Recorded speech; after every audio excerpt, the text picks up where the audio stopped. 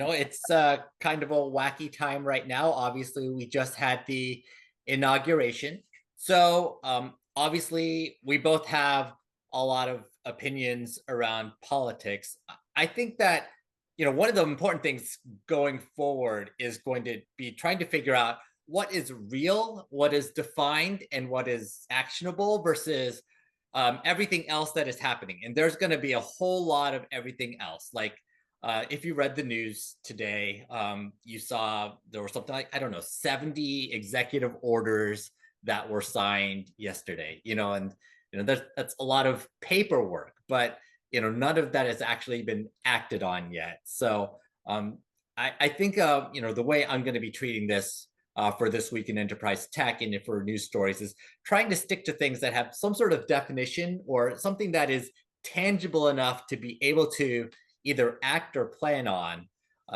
And that's not going to be everything that happens. There are going to be some interesting stories that come out, I think, over the next weeks and months that honestly, I'm not going to be super interested in commenting on until we have some real detail. Well, I do think it's going to be important to look at. I think every political group, every administration has this issue. They love to go in lots of pomp and circumstance and make big announcements, and then you have to wait to see how it actually settles once it gets through the bureaucracy and everything.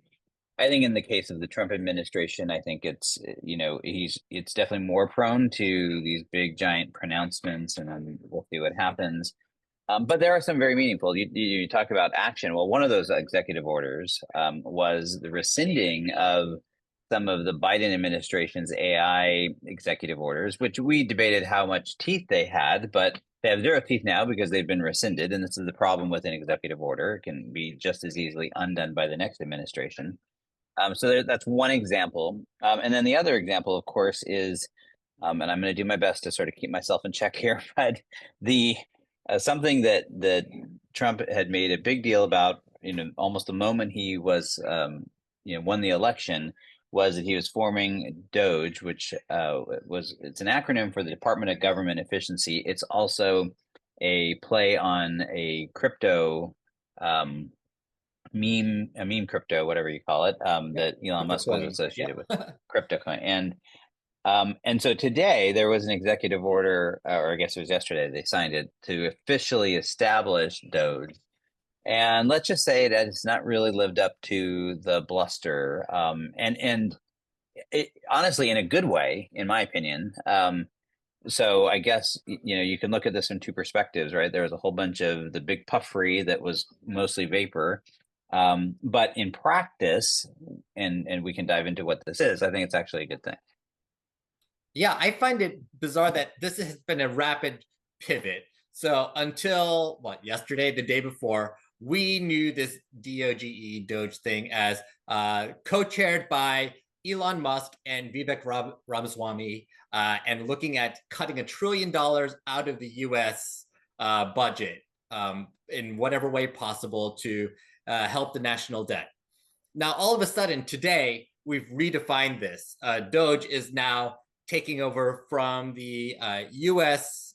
digital service, and the new mission of DOGE is apparently to commence a software modernization initiative on a government-wide scale, which will include looking through all non-classified data and IT tools used in the government, which honestly is probably something that needs to be done, but it's kind of a surprise that this pivot happened so fast. Well, so I'm curious, did you know that the U.S. Digital Service existed? I had no idea, to be honest. So I actually interviewed the administrator of the U.S. Digital Service for CIO.com several years back. The mission that you just described has always been the mission of the U.S. Digital Service. So this is what I'm saying, the puffery. It's like they made all these big pronouncements and all they did is rename an existing organization, who I always thought had, it's always been tied to the office of the president. I believe it was formed under the Obama administration, but don't quote me on that. So it's always been a sort of a nonpartisan think tank, is the way I described it, is sort of an internal think tank that had specialists who were really designed to go in as like a digital SEAL team and go in and help build practices and build domain expertise within different branches of the federal government. At the time when I interviewed them, their big sort of test case and big thing they were very proud of was the revamp at the Veterans Administration. And it was great. They were populated at the time. It was led by a former Google executive. And the idea was bringing people from outside the government, from industry on a temporary, normally like a 3-year assignment, and help drive this. And it's always languished under the fact that even someone like you, ensconced in both the technology industry and government, and had no idea it was even there, right? They've always sort of languished under the radar here. So the reason I said I think it turns into a good thing is I don't think, I think Elon Musk is going to just do whatever he's going to do with this, but this is going to really happen is hopefully give some credence and some weight to an organization that was already there, already had the proper mission, and now hopefully they can actually go get something done. So it's interesting, but I couldn't help when I read this, when you sent it over, I just chuckled. It's like, wow, okay. Yeah, I find it a weird fit for now in that when I think of Elon Musk, I don't think of him as honestly a great CIO or an IT technician, which is what you'd really need to do great software modernization. He's not, as we saw yesterday, not a great public speaker. Definitely has some challenges there. That's as far as I'm going to go into that for right now. But I will say that Elon Musk, he's fantastic at raising money. He's actually fantastic at understanding what nation states are looking for and providing or funding services that are associated with that. So this seems like a little bit of a mismatch between what I think of it as his biggest strengths and what the US needs. I do wonder if there's going to be something about having access to government data that Musk will be able to turn into a service in some way.